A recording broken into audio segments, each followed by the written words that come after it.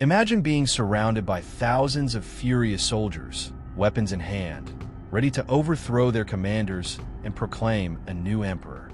Chaos consumes the camp. The authority of Rome is crumbling before the eyes of a single man. One wrong word, and the empire itself could fracture. This wasn't just any mutiny. It was the moment when four of Rome's most elite legions turned against their leaders, demanding justice, revenge, and power. The Senate was powerless, and Emperor Tiberius was too far away to act. If this rebellion spread, it could spark a civil war that would tear Rome apart. And at the center of it all stood one man, Germanicus. A leader not just by rank, but by sheer force of will. What Germanicus did next was nothing short of extraordinary. Over the course of just 3 days, he transformed an army on the brink of collapse into a force loyal to Rome once more. But how? How did he face down thousands of enraged soldiers and not only survive, but turn them back to his cause? What strategies did he use to restore order when all seemed lost? In today's video, we'll uncover the high-stakes decisions, the psychological tactics, and the bold actions that saved Rome from disaster. If you love history filled with intense drama, military strategy, and leadership under pressure, make sure to like this video and subscribe to the channel, because stories like this deserve to be told. Now, let's dive into one of the most dangerous moments in Roman military history. The night was thick with tension, the air heavy with the scent of sweat and iron.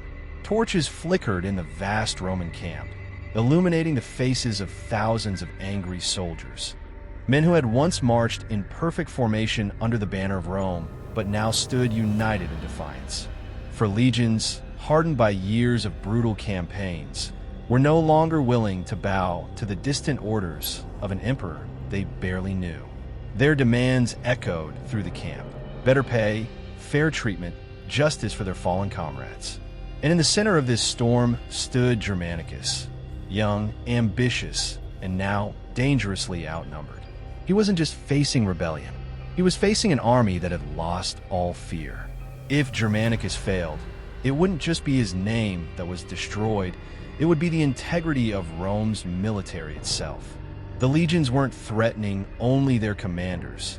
They were threatening the very structure that held the empire together. This wasn't just mutiny. It was a crack in the foundation of Rome, one that could spread like wildfire.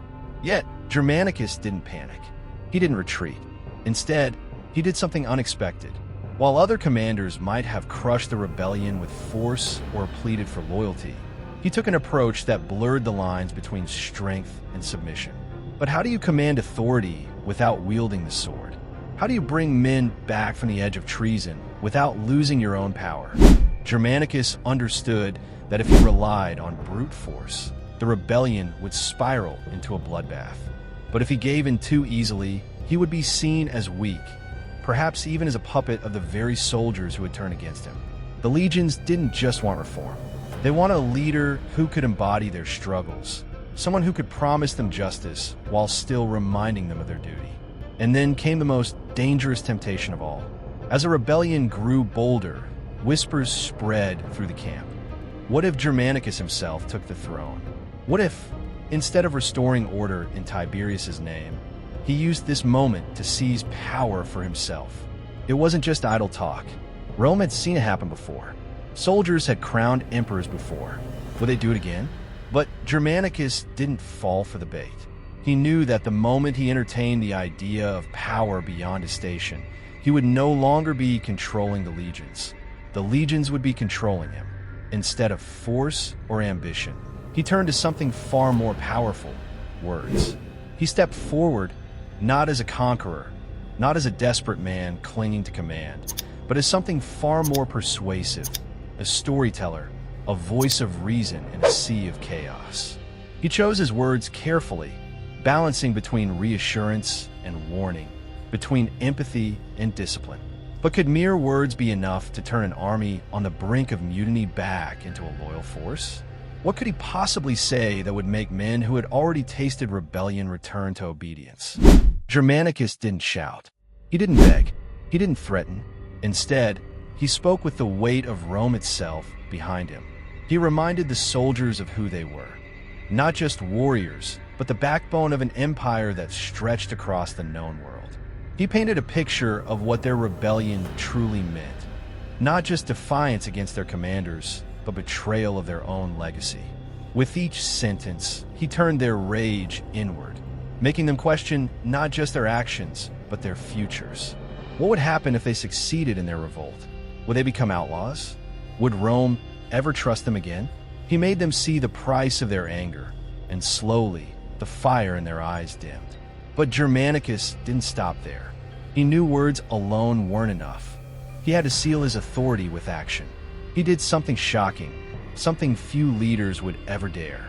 He placed himself directly in harm's way, offering his own life as proof of his commitment. If they wanted blood, they could take his. If they wanted justice, they would have to decide what justice truly meant. It was a moment that changed everything. The soldiers, who had been so close to breaking away from Rome, suddenly hesitated. Their leader was not just commanding them. He was willing to suffer alongside them. But words and sacrifice could only go so far. There was still one final step to ensure this would never happen again. How do you make sure rebellion doesn't just end, but is buried so deep that it never rises again? Germanicus had turned the tide, but he knew that forgiveness alone wouldn't secure the future. Rome did not tolerate rebellion. Order had been restored, but an example had to be made. Those who had led the uprising, who had pushed the legions toward treason, would not be spared. The executions were swift and public. The message was clear: Rome could be merciful, but it would never be weak.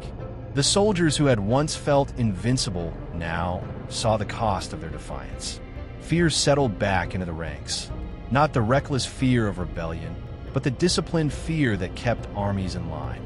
The legions had been brought back under control, but not without sacrifice. Germanicus had saved the empire from tearing itself apart. But at what cost? The same men who had followed him into battle, who had once cheered his name, had seen their own comrades executed under his command. Had he truly restored loyalty, or had he simply replaced one kind of fear with another? And if fear was what held the empire together, how long before the next crack appeared? How long before another leader found himself standing where Germanicus once stood, facing an army that no longer knew whether it served Rome or ruled it?